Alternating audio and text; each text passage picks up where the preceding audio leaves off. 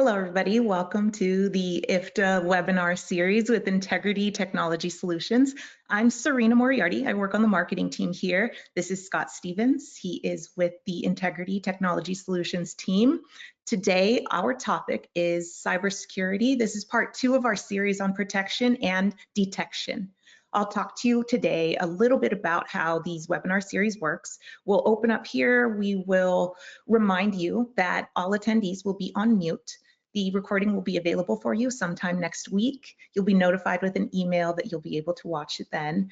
And if you have questions about the topic today, you can drop your questions into the question box feature on the sidebar panel there. And I'm going to get started with a bit of an intro about our topic today. In part 2 of our webinar series about cybersecurity planning and strategy, Scott is going to be sharing fundamentals for protecting your data and IT infrastructure, as well as how to detect if your network has been breached or if you've experienced a cybersecurity incident. Scott will reference the NIST Cybersecurity Framework, which provides recommendations for some of the basic things your company should be doing to minimize risk. This presentation is mostly non-technical and appropriate for everyone who is on our registered attendee list. Scott, thank you for being here. I'm going to hand it over to you. All right, thank you very much, Serena. And I appreciate the opportunity to be here with International Foodservice Distributors to talk about cybersecurity. Appreciate the chance to also attend the Solutions Conference, and I did find it noteworthy that IFDA has placed cybersecurity as one of the 4 main goals looking into 2025. We wanted to participate with IFDA and really provide the members a foundation, a framework that could be followed within your organization to better secure your information. Why is that? Well, IFDA is critical infrastructure. When we consider the impact, if IFDA members were suffering some type of a cyber incident, it would directly impact the distribution of food, and frankly, we all can see how that would be a very bad thing.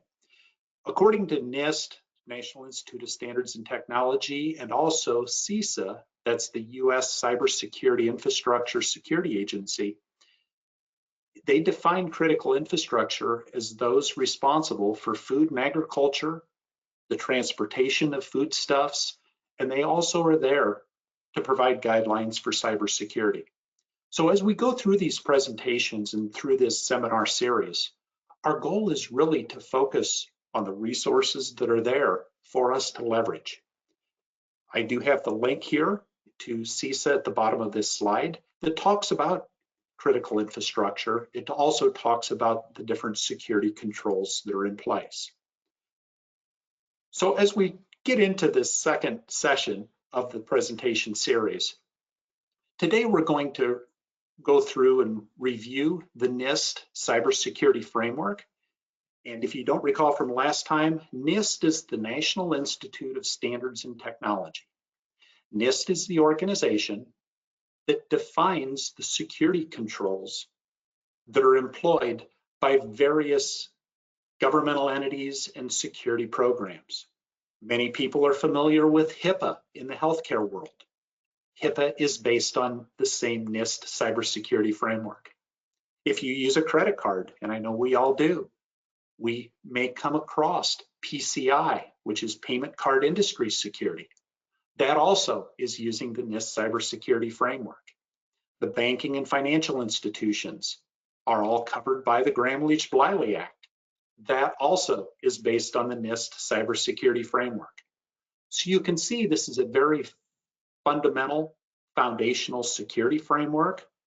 And today we're going to be talking about how we can best apply that within IFDA to cover the 5 security functions that are addressed.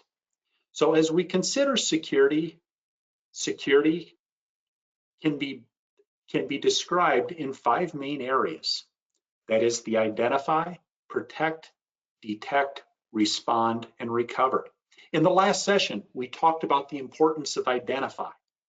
We talked about how you can't get somewhere unless you know where you're at. We need to be able to build a map. We cannot build that map unless we go through and identify the assets in our organization. Now today, we're going to spend time on how do we protect those assets and how do we detect if some anomalous activity or malicious behavior is occurring.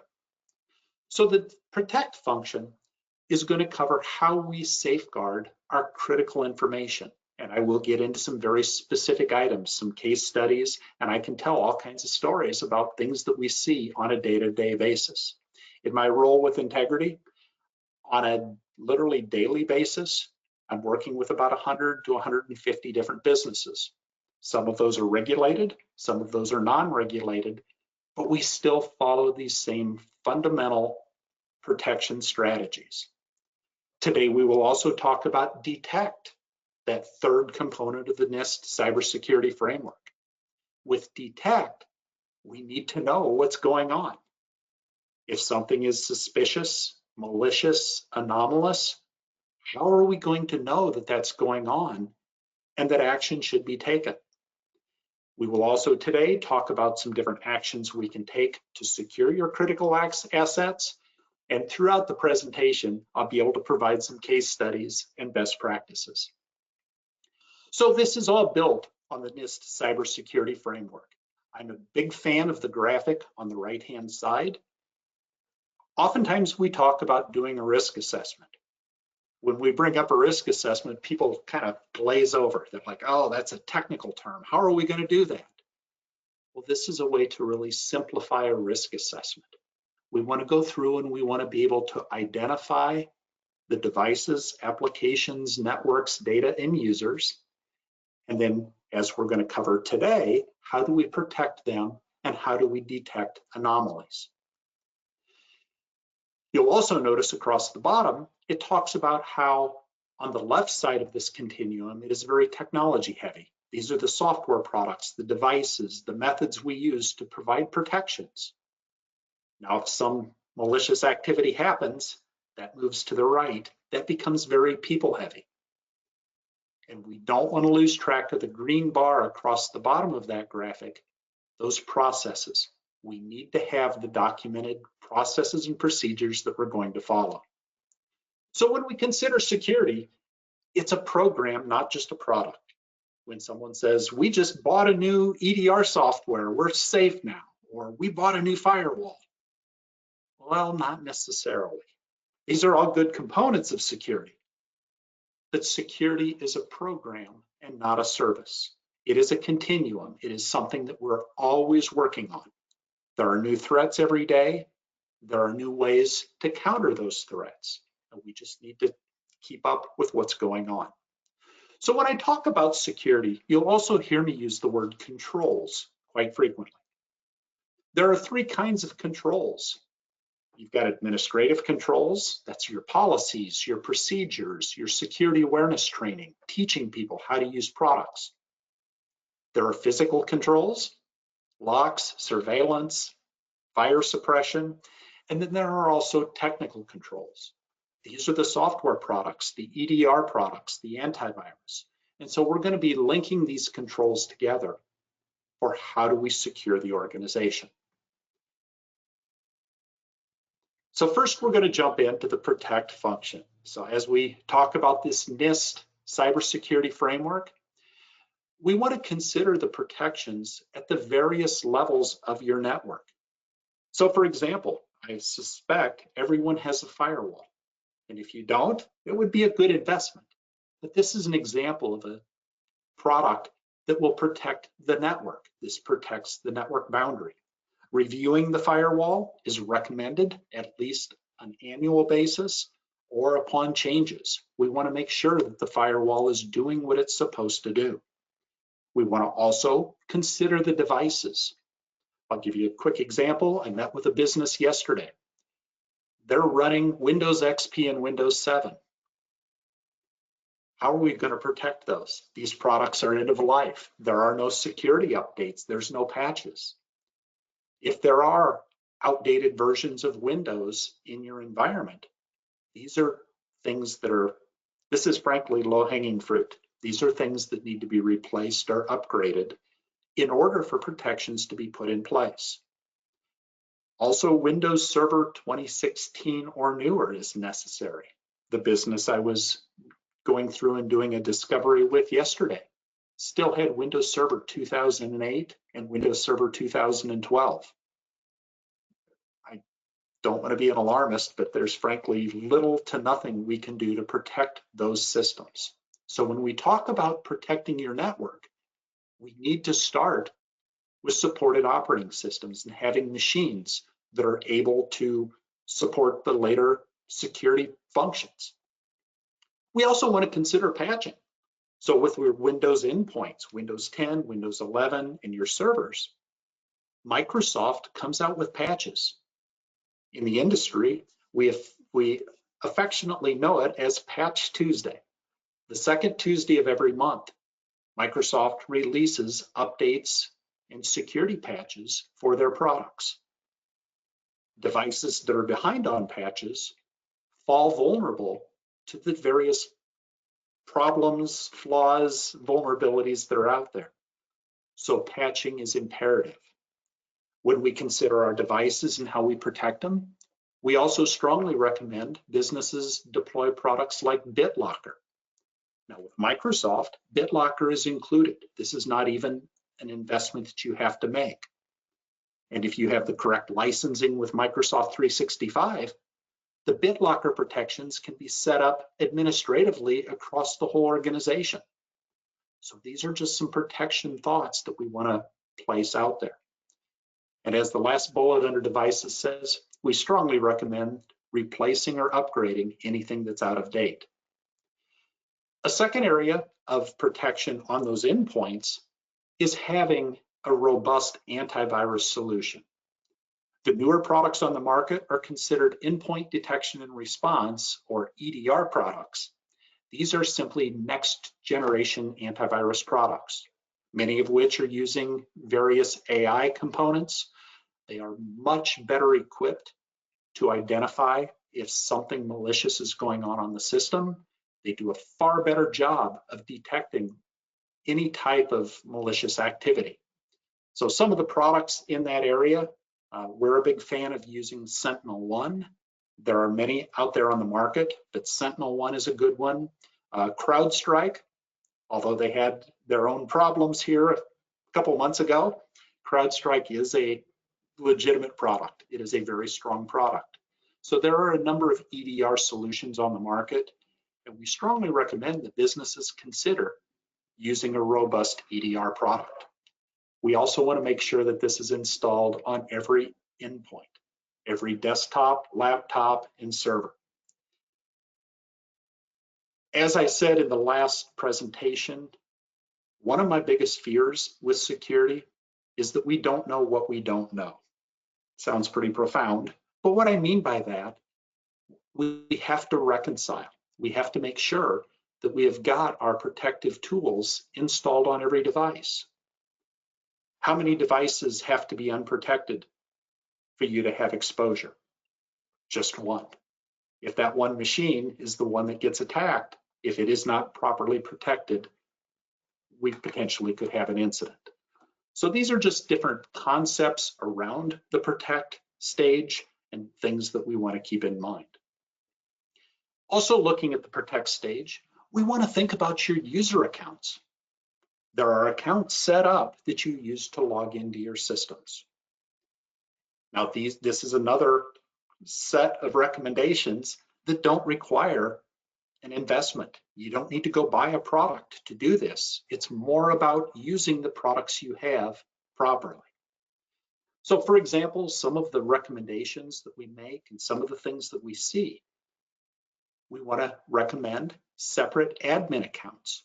So if you are a user who is the administrator of the network, you need to maintain two accounts, one for your everyday user tasks and a separate account for administrative tasks. We need to keep these separated.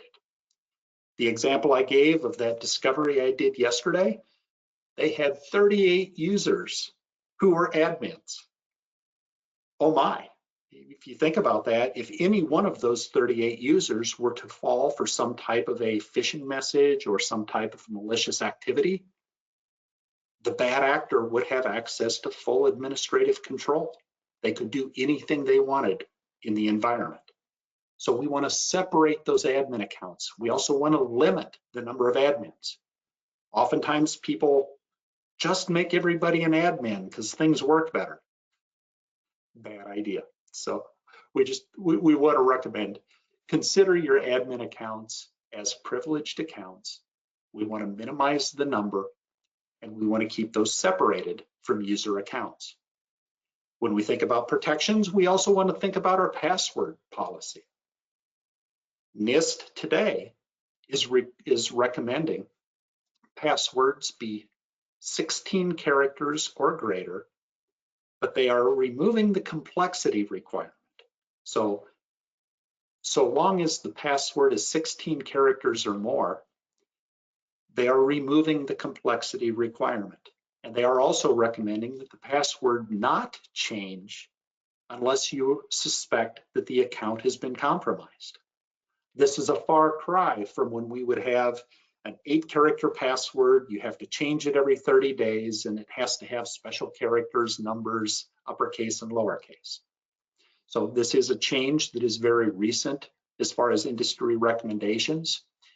And that 16 character is for accounts that do not have multi-factor authentication. If your account does have multi-factor authentication for every login, the recommendation is 8 characters. So we want to think about our password policy. We want to deploy security in the tools that we have today. Now, the best practice asks that we implement multi-factor authentication when you log in as an admin. Now, there are various ways to do that. We frequently use a product called Duo. It's very inexpensive, but we're able to set up MFA for admin logins. Now, anytime someone is logging in remotely, MFA should be a requirement. If you have a VPN without multi-factor authentication, it's not a matter of if, but when a malicious actor is going to gain access. That has been my experience. And we also suggest that companies remove or disable unneeded accounts. Going back to that discovery I did yesterday, there were nearly 100 user accounts that had been created for people that weren't even with the business anymore. Every one of these accounts provides another method of access into the network, into the system that nobody's watching.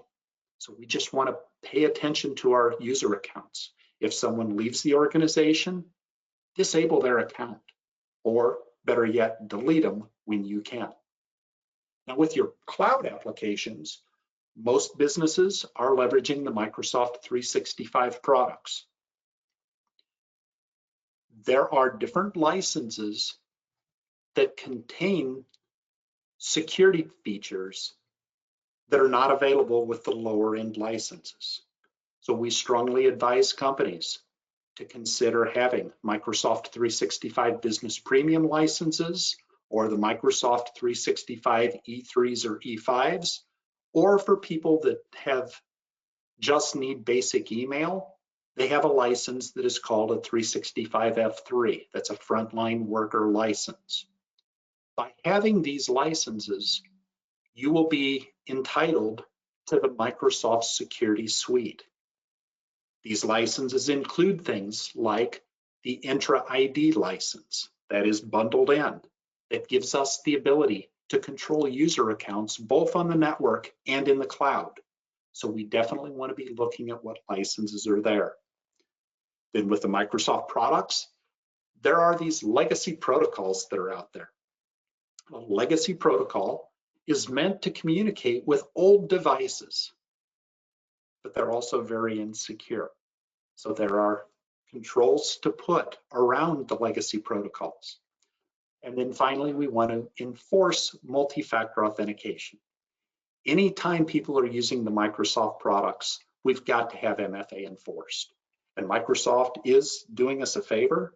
They have been going through in recent months, and they're implementing security defaults to force people to use MFA.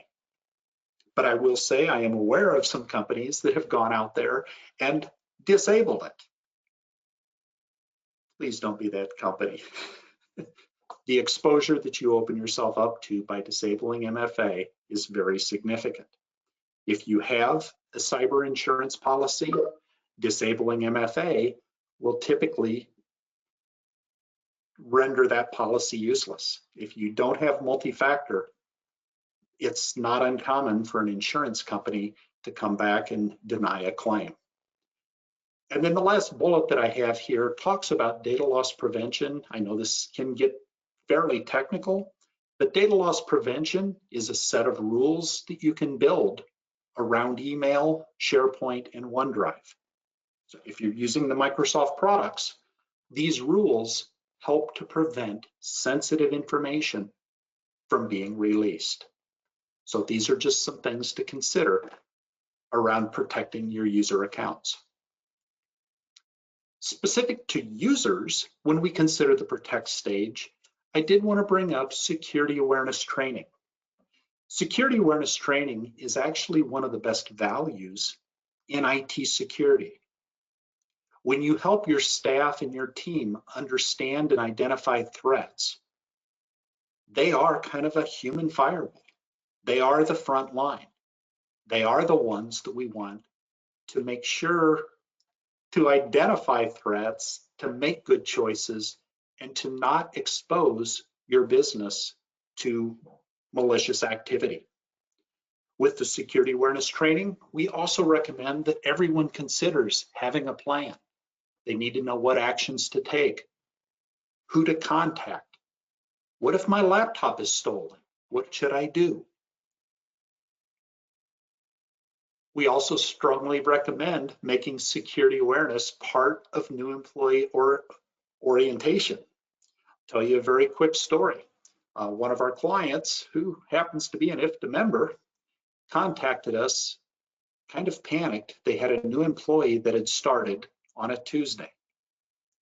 They created the user account for that employee on the previous Friday. So that account had only been out there for 4 or 5 days. When the user came in and logged in for the first time, there were phishing messages waiting for that user. One of them said, "Hey, I forgot to ask you, who are your family members and what are their cell phone numbers?" Think about that. You would never ask your employee that, would you? But this person started, they received this message and they responded. So we want to make sure that security awareness happens even in the interview and hiring process. Make sure that people understand who will be communicating with them. So in this story I was telling, the business was concerned that someone had access to their system and were able to somehow find that this new user had been created. Well, after doing a little digging, we found that that person had announced on LinkedIn 7 days before, "Great news, I just took a job with this new business." I also found that there are tools for hackers that can look into LinkedIn and scrape to look for specific information. So a malicious actor could set up a tool that says, anytime someone posts in LinkedIn, "I took a new job," send that information to me.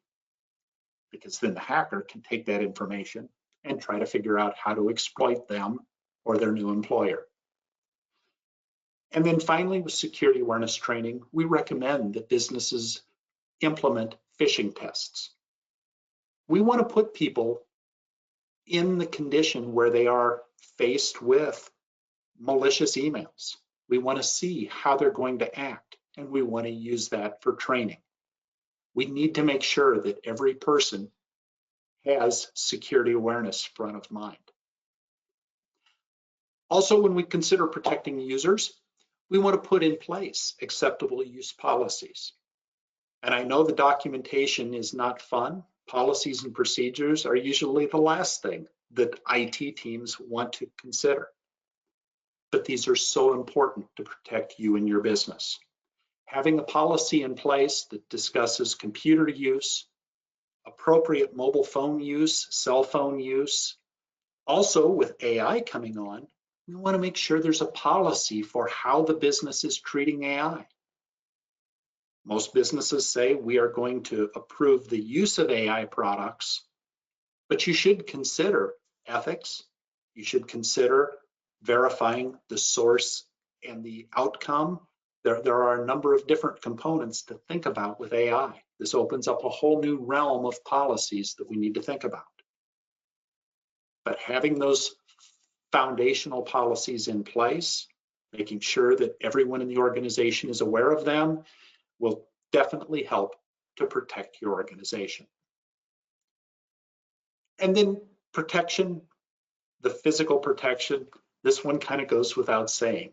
So when we think of the protect stage of the NIST framework, physical protection is going to include things like the locks on the doors.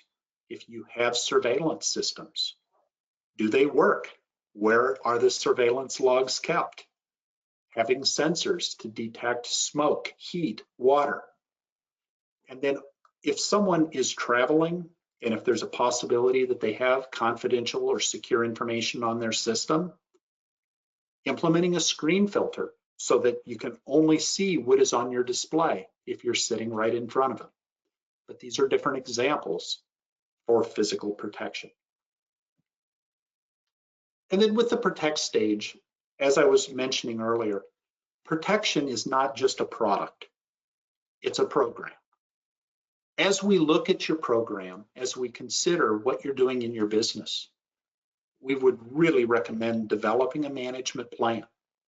Let's document where are we, what are our gaps, what are our risks, and then prioritize what are the components we need to get in place. Build a budget for it, and then whether you are on the IT team or whether you are a member of management in your organization, it's a great idea to have recurring meetings between IT and management. We've got to stay in tune to what we're doing to secure the organization. We need to be holding people accountable to get the tasks done so that the security can be in place. And then with the clients I work with, we typically look at a 3-year roadmap. We look at, okay, budgetary, what can we get done this year? What are things that the risk isn't that great that we can move into year 2 or year 3? We also, with some of the products, there are renewal fees. We plug those renewal fees into that roadmap, and that helps to build out what is the IT budget. What are the tasks we need to accomplish? What are the products we need to have so that we can have adequate security? So that wraps up the components I wanted to talk about on the protect stage. And so now what I'd like to do is let's move into that third section, that third column that talks about detect. So now that we have identified all the devices that we have, all the applications, we've considered how to protect these various components. The third stage is detect. So with the detect stage, we have a number of different sources that are going to provide information to us, or potentially provide information to us. We want to identify those sources and make sure we know what is going on so that if something anomalous happens, if something suspicious happens, we want to know. Some of the sources could be from the users on your network. Somebody could report seeing something that happens. You may have a customer contact you. Hey, I can't get to this system. These are different detection sources. We do like to see having the ability to track tickets, being able to keep note of the different things that are happening inside of an organization so that you can tie those out to resolutions. And we want, if there's multiple people, we need to be able to track them across different individuals. If the same thing has happened 3 different times, we want to try to catch that, identify a cause, and find a solution. Another detection source is that EDR. That's your next generation antivirus products. Having these deployed to every laptop, desktop, and server in the organization is imperative, as is configuring the software to send alerts and notifications. Too often we see businesses purchase and deploy a piece of software, but they don't take advantage of the alerting and notification features. It's good that the product stops something, but we also need to know what it stopped, if there's something going on, if it's prevalent, if it's spreading.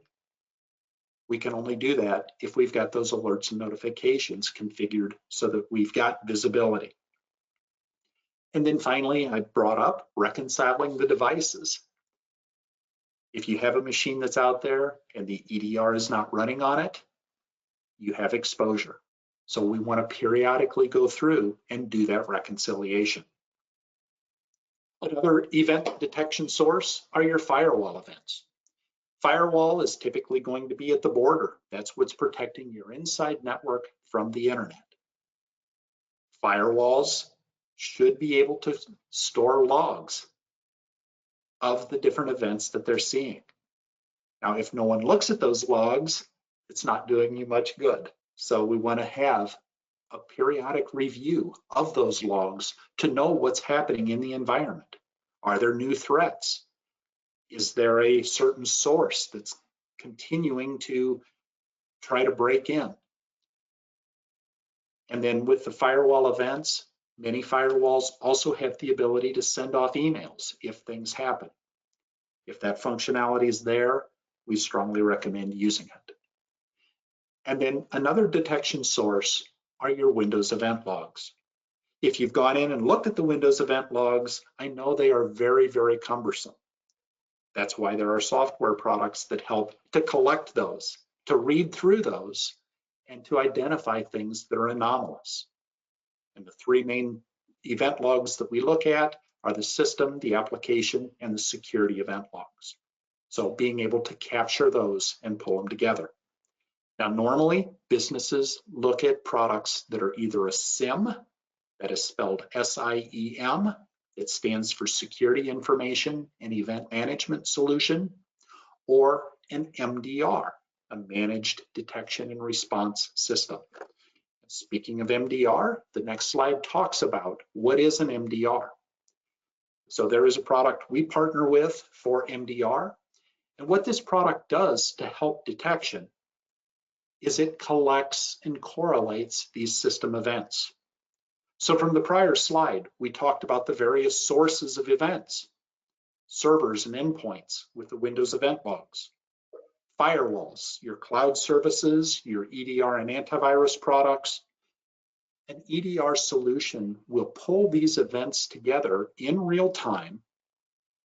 These events are sent off to a security operations center. And the photo on this slide was my attempt to try to find something that looked like a sock. I don't know if I did very well with that or not, but that's my attempt.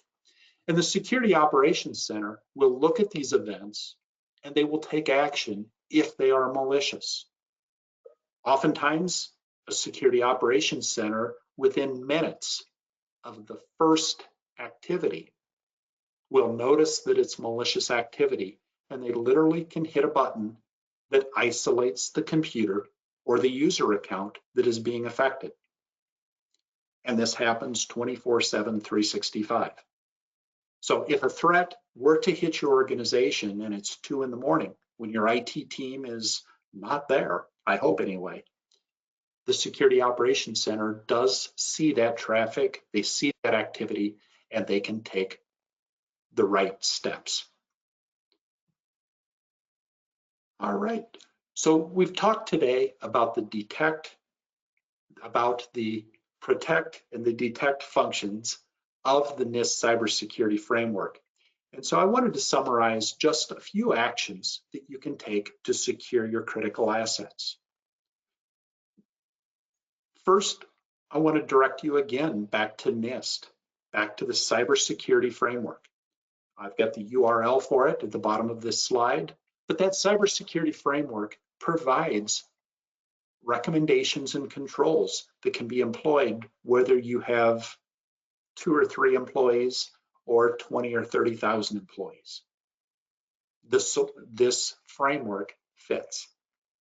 We want to look at best practices for protecting your data, how you store it on the network. We want to limit who has access to these products. We want to encrypt where we can. We want to manage the access controls. We want to have regular backups. And then also NIST talks about the event detection best practices. Detection is necessary so that you know if malicious activity is going on. According to, it's the Verizon creates what they call it's an annual report, and it is reviewing security incidents over the previous year.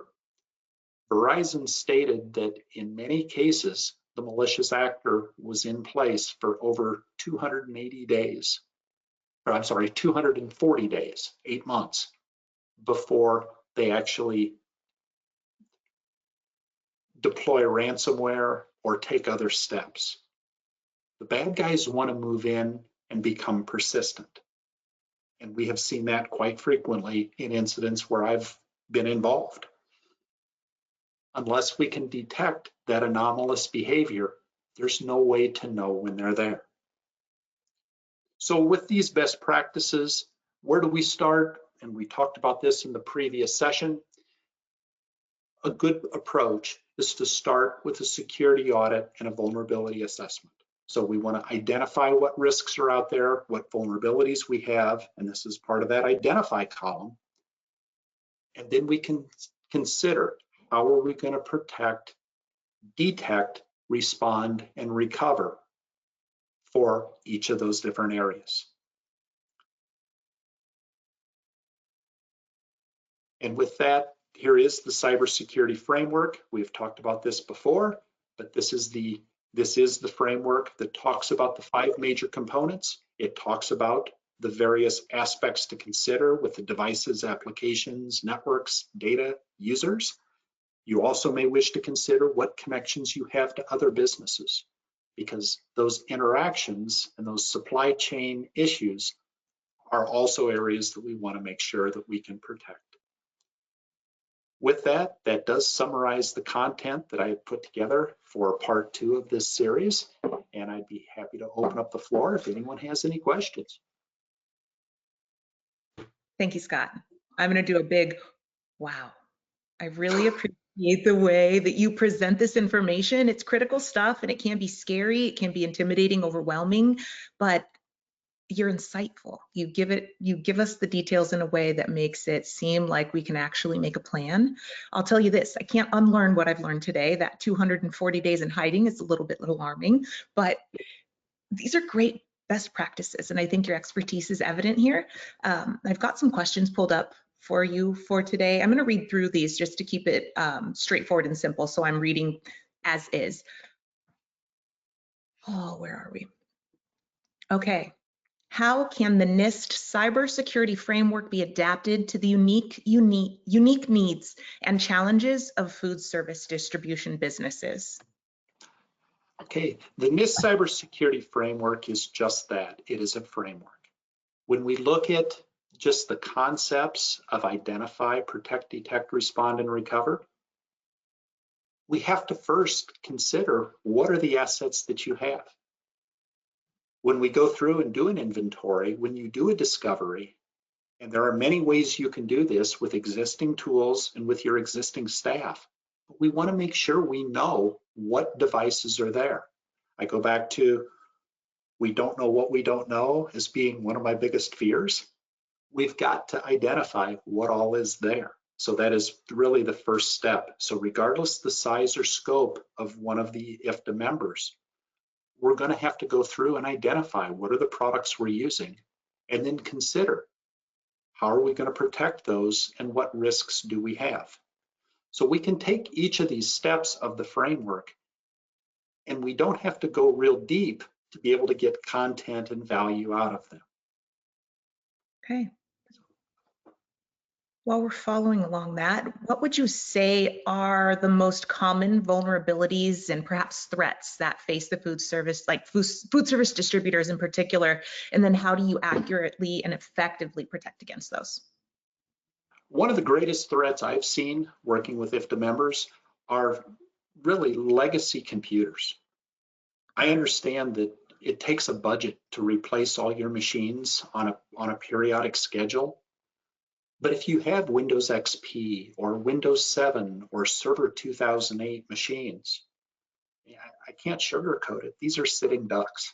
These machines, frankly, they can be compromised in a matter of seconds if a malicious actor gains access to a component of the network. So identifying those old devices and doing something about them, getting those upgraded, getting them to Windows 10, to Windows 11, getting them onto operating systems that can adequately be protected is one of the first areas that I would look at for IFDA members. And then a second area that I can't stress enough, and this applies to all industries, set up multi-factor authentication in every system that you can. If you have remote access or a VPN, I've been involved in a number of incidents where the malicious actor was able to access the network through a less than secure VPN connection.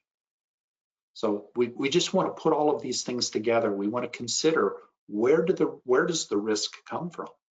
So those legacy devices, the insecure remote access, and then patching. A lot of times people see that pop up. Patches have installed. Do you want to reboot now?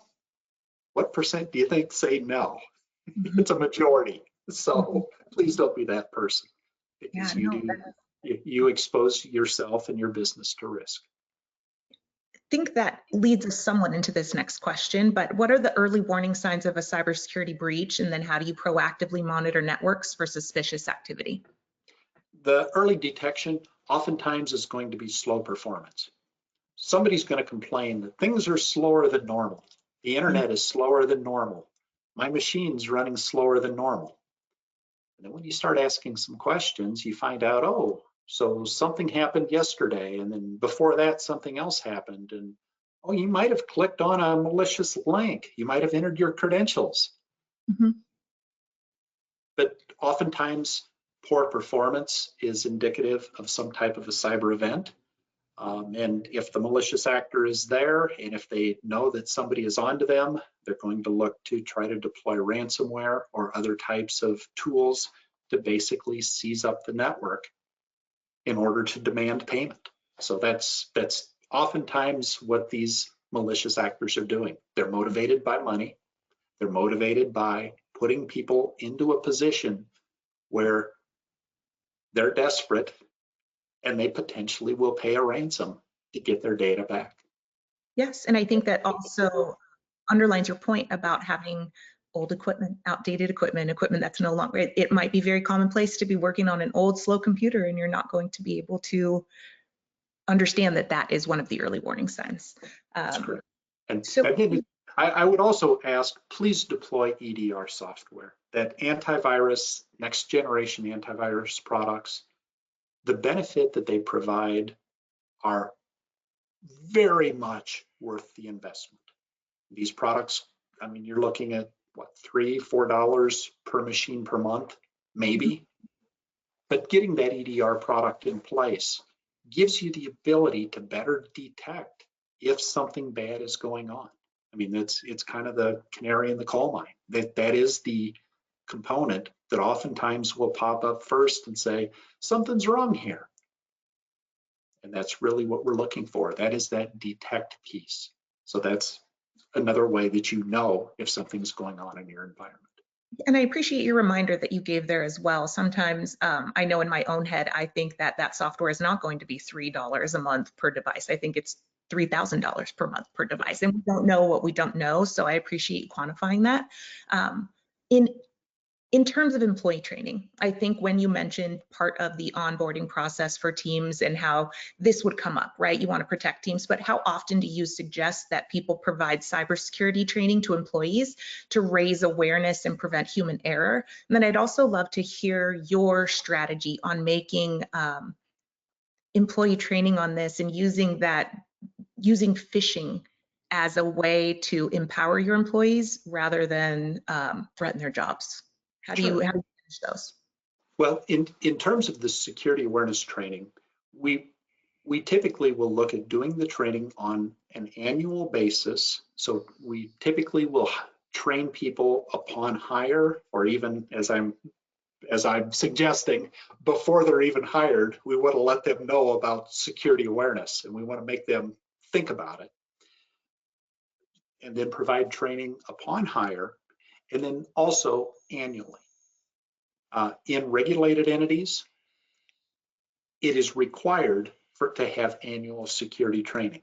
So if anyone works for a bank, a brokerage firm, an insurance carrier, there are many different business types that require security awareness training annually. Also, we have found many cybersecurity insurance policies now are asking, do you have a security awareness program, and do you provide training to your employees, mandatory training to your employees on an annual basis?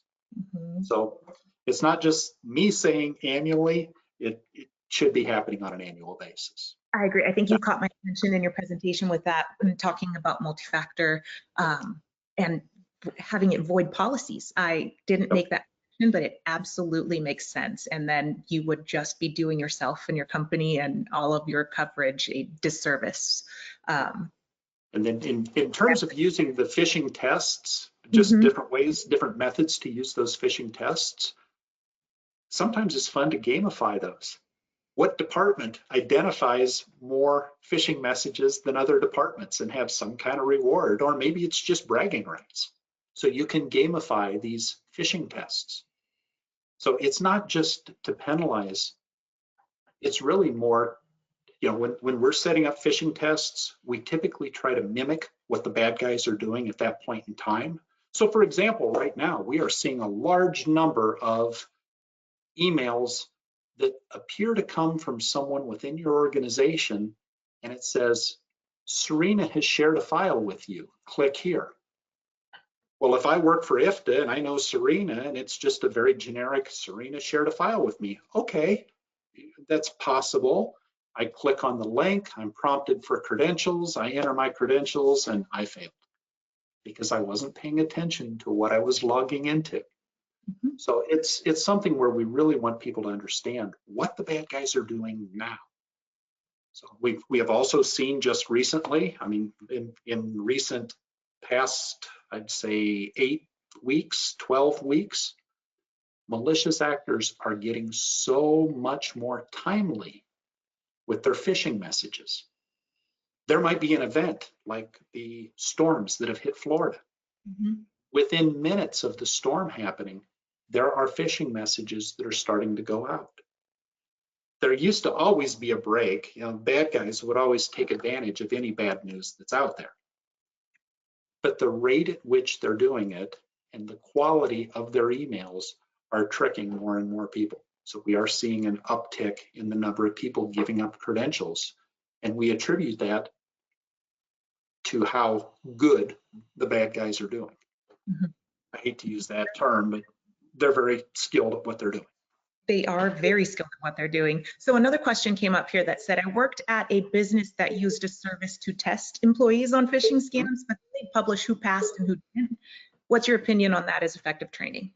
I'm a big fan. There is a service that we subscribe to, and it's not necessarily an advertisement for them, but I'll just share with you. We do use KnowBe4.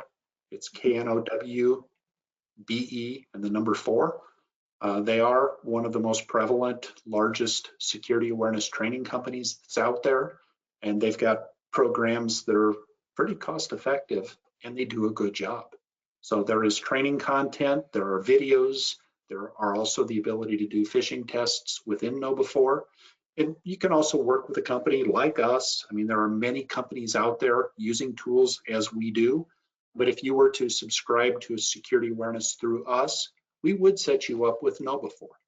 And that's not to mean there aren't several other good ones out there. That is just the one product I'm most familiar with. Yeah, that makes sense to me. This one's switching gears a bit, and it's on data backup and recovery. What is your strategy for backing up and recovering critical data in case of a cyber attack or other data loss event? In terms of the strategy that we follow at Integrity, we recommend implementing a two-part backup. So your local network, we back up to a backup server. Now there are some very specific tasks that we take when we set up that backup server. So that backup server, we do not want it to be part of the network. If the network gets compromised, we want to protect that backup server. We also do backups that are image-based.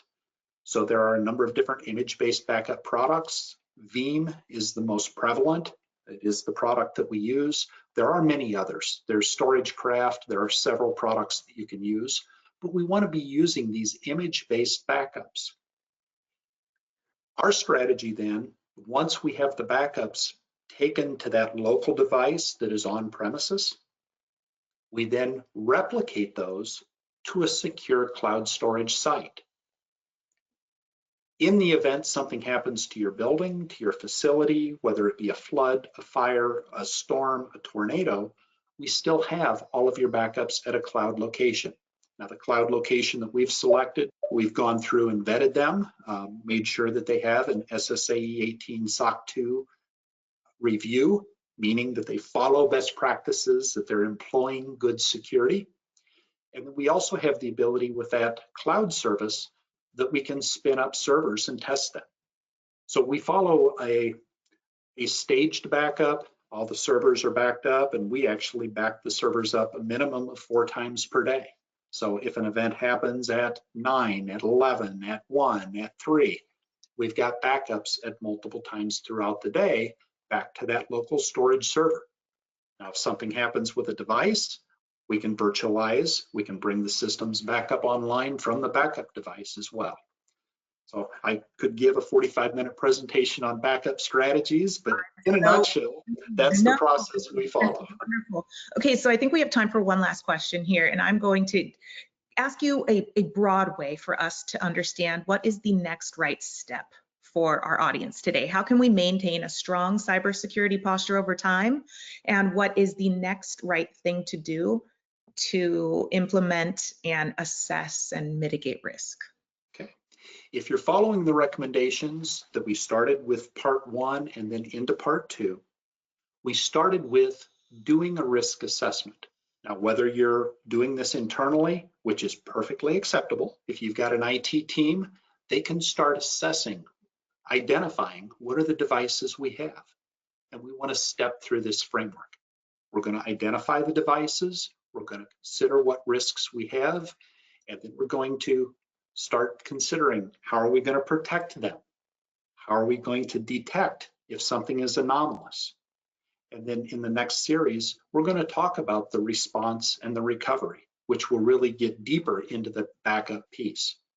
In terms of how do I get there, if you have questions, feel free to reach out. We are happy to answer questions. We do recommend businesses also build a peer group, work with a vendor, work with someone that sees these types of things more frequently.